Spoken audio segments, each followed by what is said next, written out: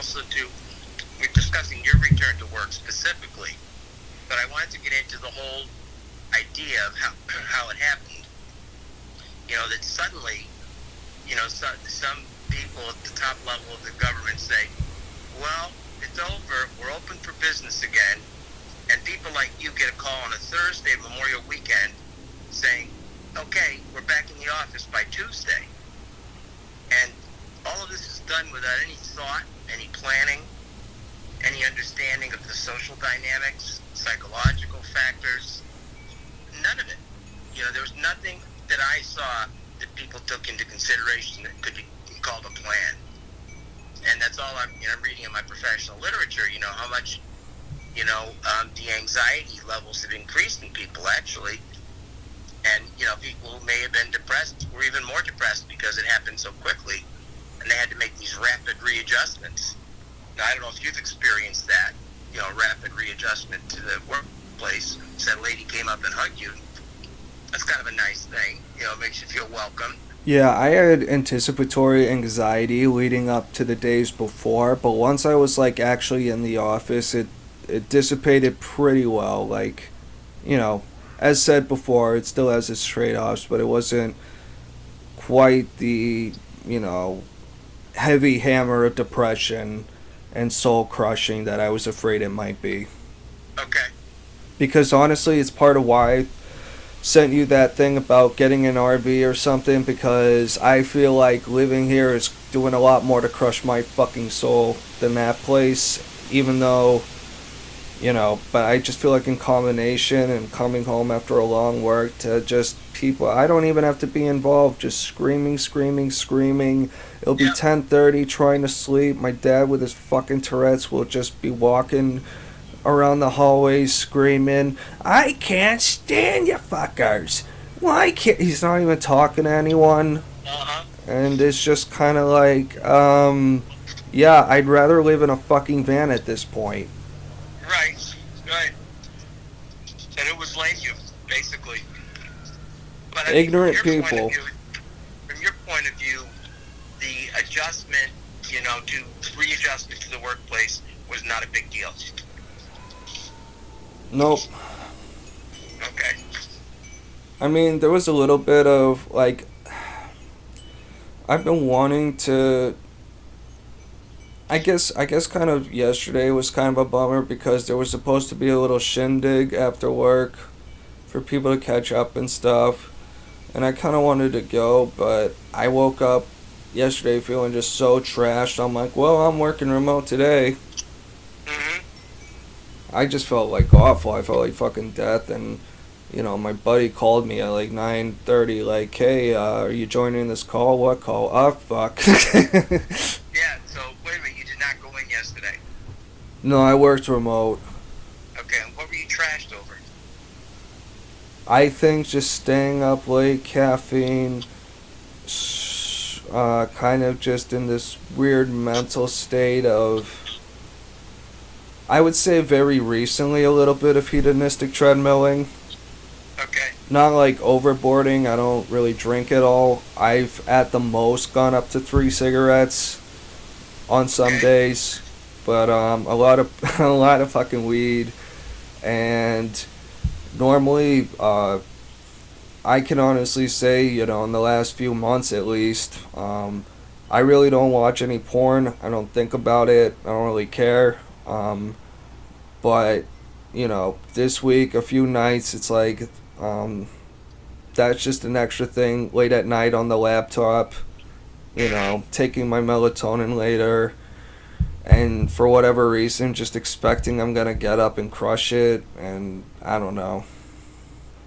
So you were somewhat aware of the fact that you were pushing the limits a little bit for yourself. Yeah. When you said the expectation that you would still get up the next day and just crush it. Yeah.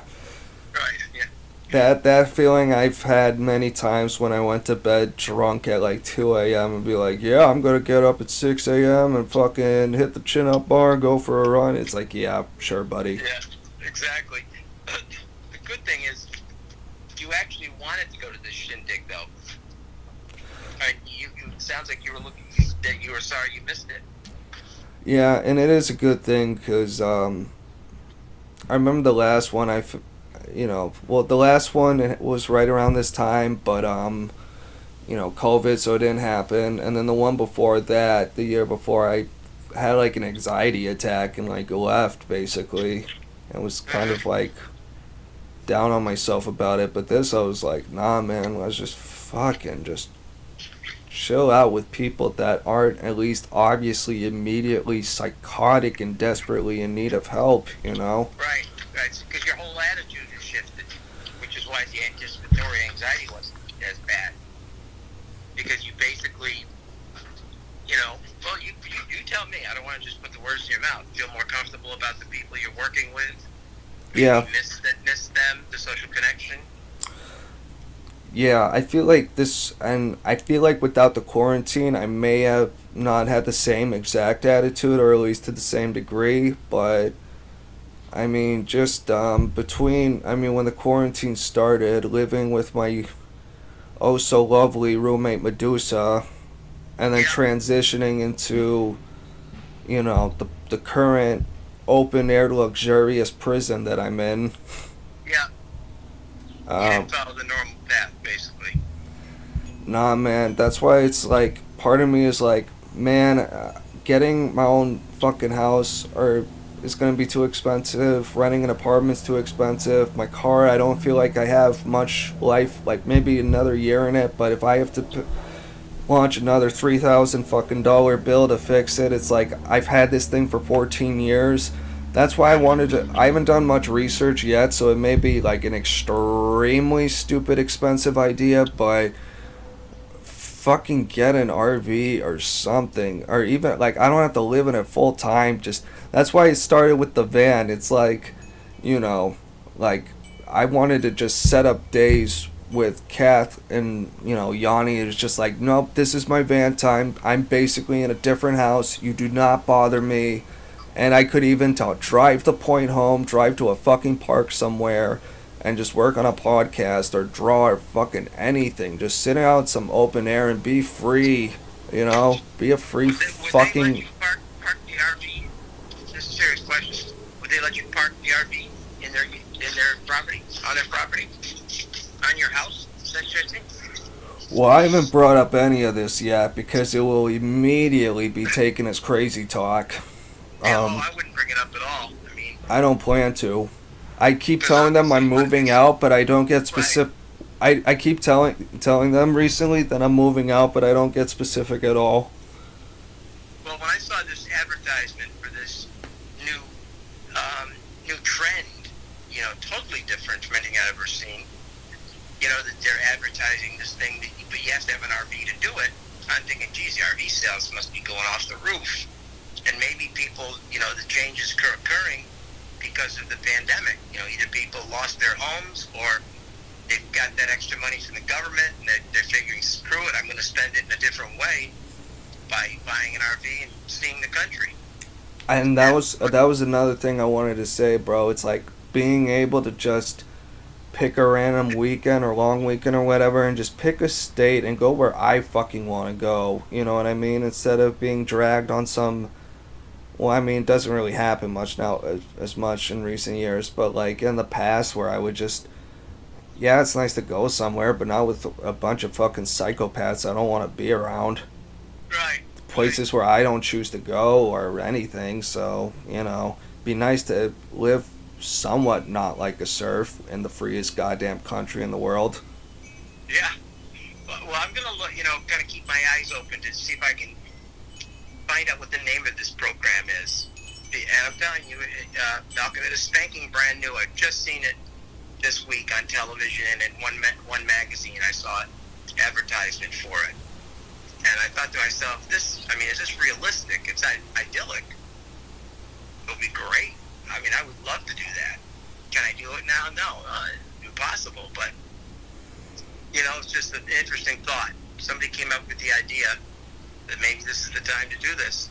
That maybe people are willing to hop on board. Yeah. Yeah, man. So I'll look for it. You look for it too. If you haven't been watching TV, just keep your eyes and ears open and try to pick up on the commercial. Yeah, doggy. I'm bummed we're out of time.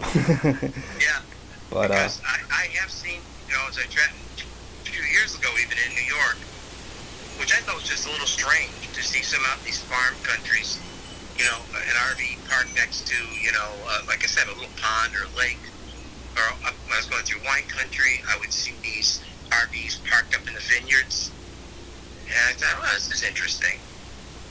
But apparently they were, they might have been, just paying by night to rent that spot to park the RV.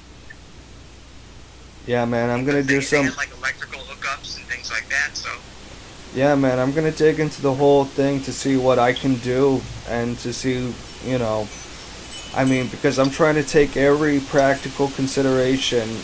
Where am I gonna poop?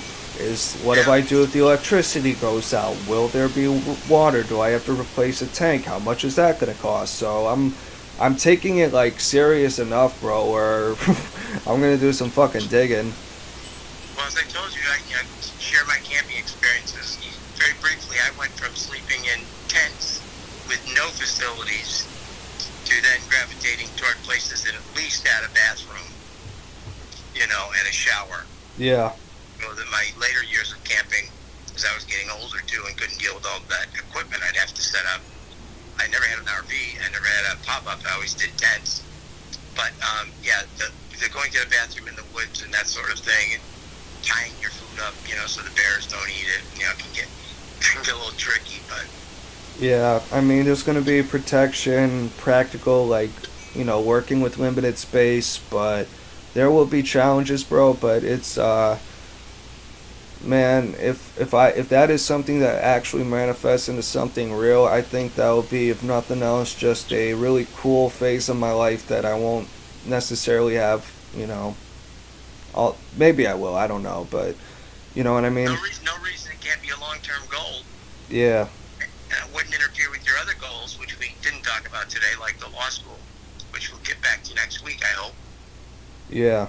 We'll circle back on that one. Okay, and I will mail you these materials so we can talk about that as well, okay?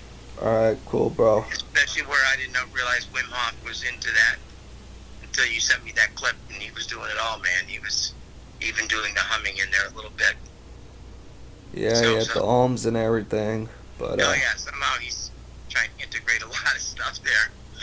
I'm gonna send you just a little meditation. It's like a new Indian. I think it's like kind of some Indian religious chant or something.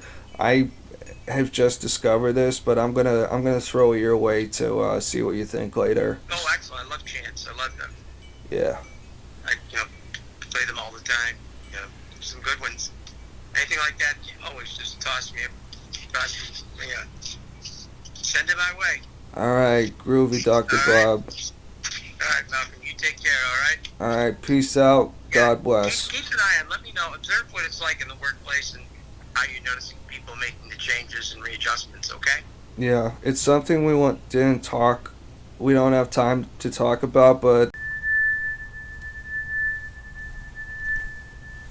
it's like it's been so long, Bob. I need to hunt something. There you go. I need Well, to. they've got a term for what terms they're using now about this summer. What it's going to be like. The Horan 20s. Yeah, like a wacky Doggy. wild Doggy, sex. one last story. I swear to God, 30 seconds. My first day back at work, I take a brief drive to a gas station just to like get a pack of cigarettes or something. And I park and I turn to my right. I just look over my shoulder to my right at the car parked next to me. Spanish couple going at it, bro. At it. Like, just, I'm like, okay, time to get my cigs. Like, Yeah. I don't need to, witness a fucking conception right now. Right. That's what they said it's going to be like. Wild animals. Yeah, we'll see. Watch your step, okay? Always keep protection. Yep. All right, peace out, everyone. Okay. Yep. Peace out. All right, bye.